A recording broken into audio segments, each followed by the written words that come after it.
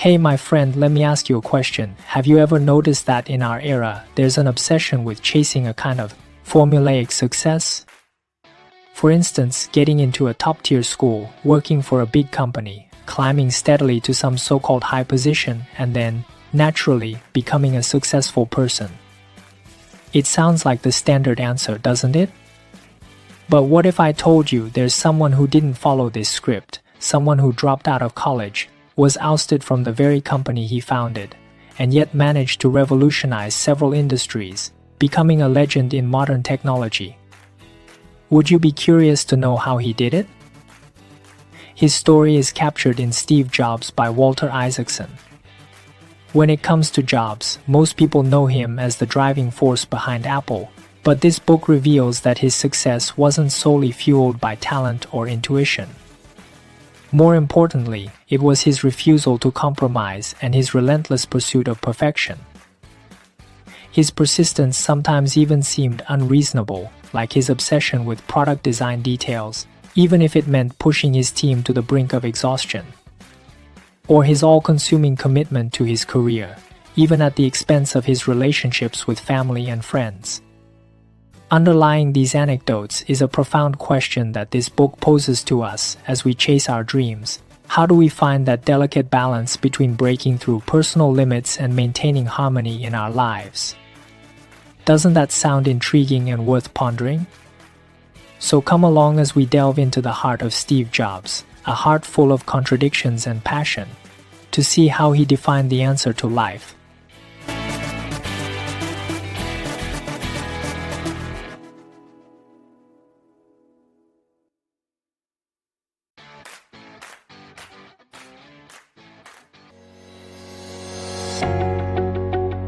Hello, this is Delusion, and I'm Sunshine.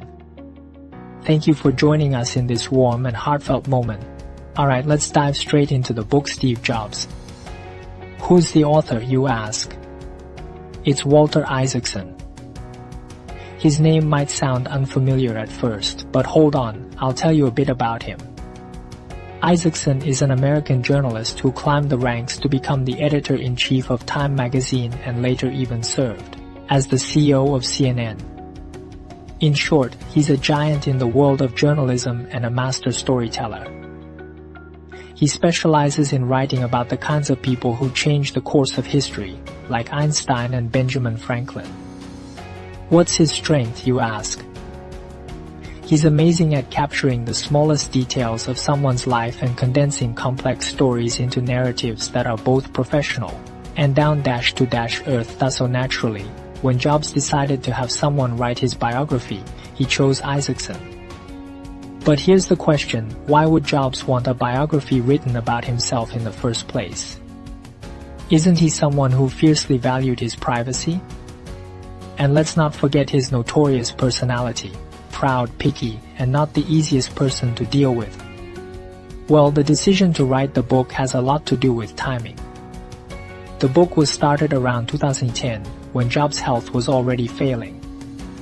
Battling cancer had drained much of his energy, and he must have sensed that he didn't have much time left. He had one wish, to leave behind his story. Jobs wanted the world to understand how Apple transformed technology and the way we live.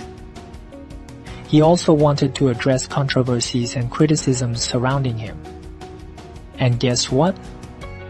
To make the account as authentic as possible, Jobs told Isaacson, "I won't read the manuscript. Write it however you want." This was a remarkable decision, giving Isaacson full creative freedom. The book was published in 2011, shortly after Jobs' death, and it resonated across the globe. People everywhere were mourning the loss of this era-defining innovator, and the book became an instant bestseller. It didn't just sell like crazy, it was quickly translated into dozens of languages, making Jobs' story accessible worldwide. As for the content, this book is incredibly detailed. It spans 42 chapters, charting Jobs' life from his birth and rebellious youth to the founding of Apple, his departure from the company, and his legendary comeback with the iPod and iPhone, which redefined the tech industry. The book isn't just about his career though. It also delves into his personal life, family conflicts, friendships, and of course his distinctive personality.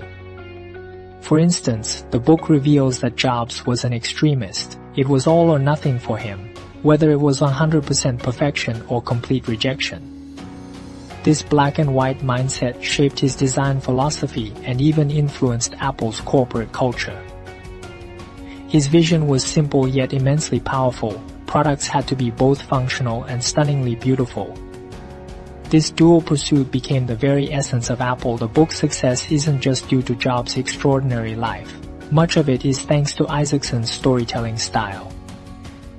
He writes with a narrative flair that makes even dry business history feel like a gripping blockbuster.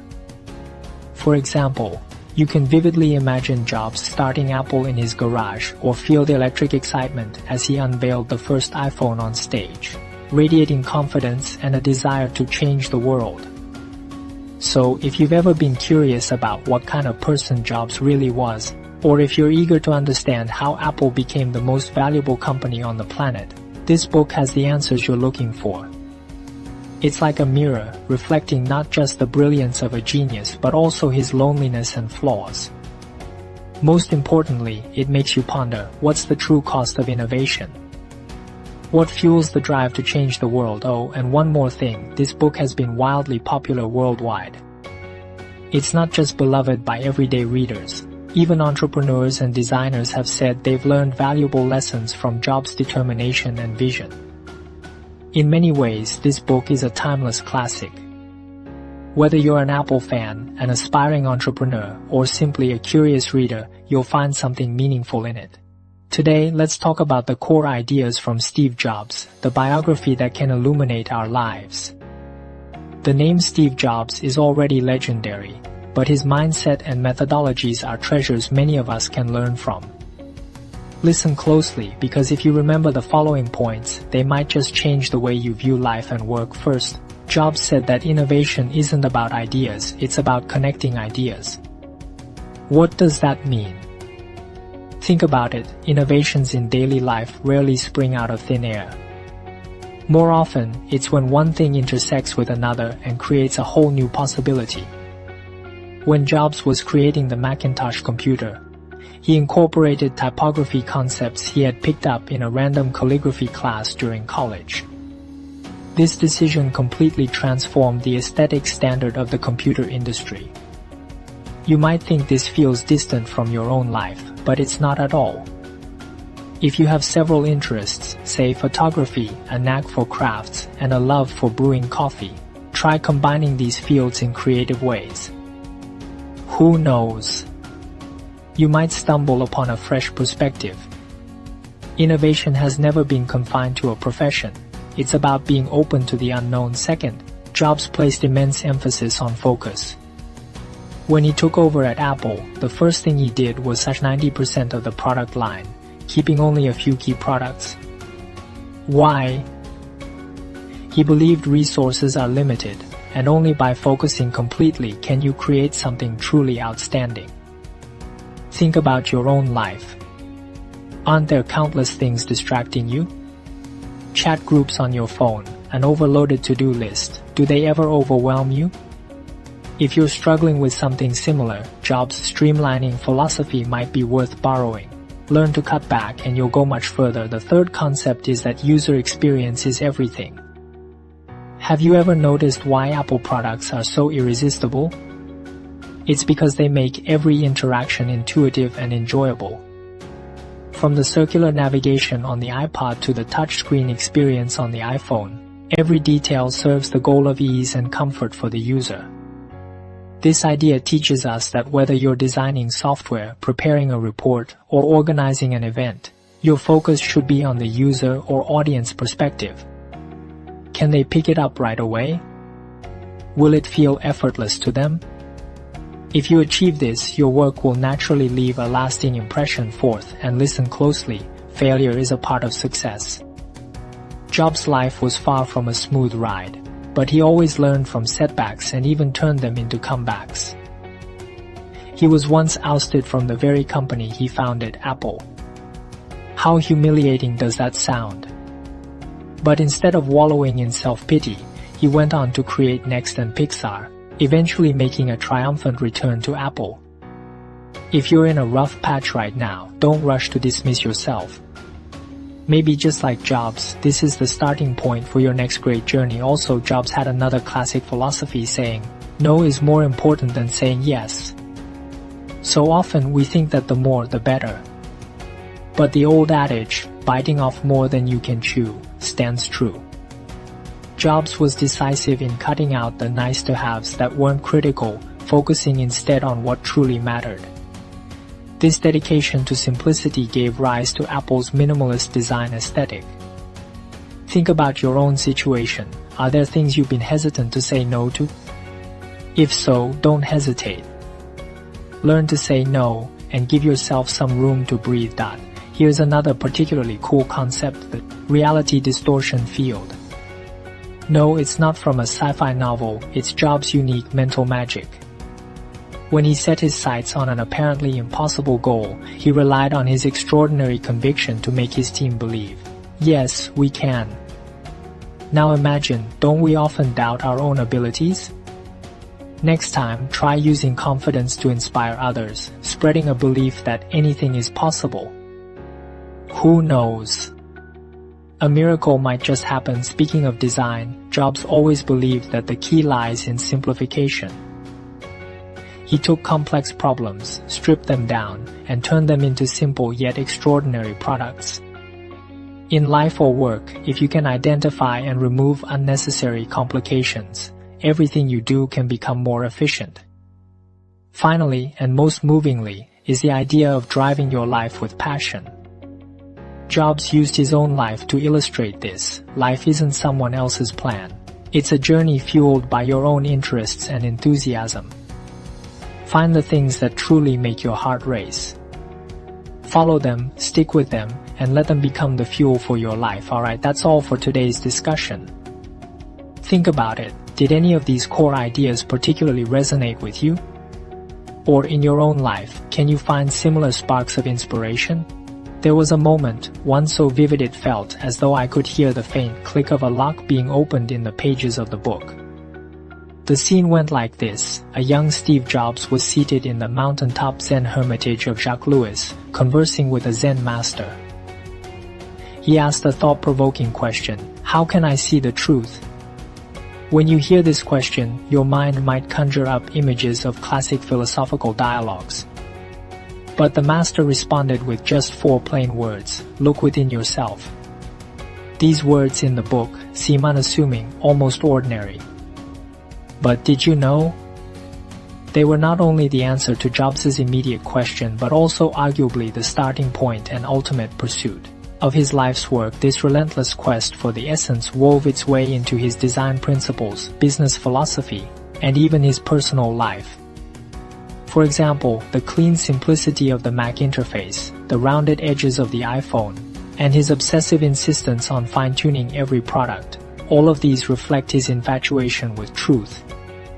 Jobs sought to look within, yet the products he ultimately delivered were there to help you look outward, bringing technology to touch the most delicate nuances of human experience. When you think about it that way, doesn't the Zen master's answer feel almost magical? Perhaps we are all, in some way, pursuing our own version of truth. And it's not just about work or technology but also about understanding ourselves. I can't help but ask, if you were sitting in that mountain hermitage, what question would you pose to the Zen master? And what simple response might he give that would make your life instantly clearer? This dialogue is, in essence, a mirror. It reflects the unadorned soul of Steve Jobs. But more profoundly, it reflects our own questions and uncertainties as well. This book feels like a collision of inspiration and a knock from reality. It not only vividly restores the uniquely styled life of Steve Jobs, but also shows you how innovation and obsession can change the world. If you enjoyed the Everything Store about Jeff Bezos or Elon Musk's Tesla, SpaceX, and the quest for a fantastic future, then you definitely shouldn't miss this one. Like those books, it tells the story of a legendary figure who reshaped an era, But Steve Jobs lets you experience the deeper complexities of personality and humanity. If you're a creative soul with dreams, but are searching for direction, if you're fascinated by the intersection of technology and business, or even if you simply want to take a quiet moment to rethink what's truly worth pursuing, this book is perfect for you. Especially on tranquil mornings, during breaks in a creative slump, or while traveling and craving fresh perspectives on the world, this book becomes a wise companion, leading you on an extraordinary and authentic journey. Steve Jobs teaches us that staying simple is often the starting point of greatness. Get rid of the unnecessary complexities around you and begin with simplicity. Cross-disciplinary integration can spark incredible innovation. Try seeking new possibilities from different fields and hobbies. And remember, failure and imperfection are nothing to fear. What matters most is discovering your core values and growing from them. May this book ignite a spark of change for you and inspire new ideas for your next steps. Time flies so fast. Together, we've stepped into the world of Steve Jobs, and through this book, we've witnessed his perseverance, his madness, his creativity, and the profound impact he left on the world. Perhaps within Jobs' story, each of us sees a reflection of ourselves. Maybe it's the obsession with perfection, or perhaps it's that fearless passion we once had in chasing our dreams. As we wrap up, I'd like to leave you with a question. Steve Jobs often said, "Living is about making a difference in the world." But what does your world mean? Is it your career, your personal life, or small incremental changes around you? What would you be willing to give your all for, to the point of going a little crazy? Please feel free to share your thoughts in the comments section. Your insights might just spark new inspiration in someone else's heart. Thank you for listening, and I hope this book, Steve Jobs, A Biography, offers you a fresh perspective and courage. No matter where the road ahead takes you, never let go of your longing for innovation and exploration. See you in the next episode.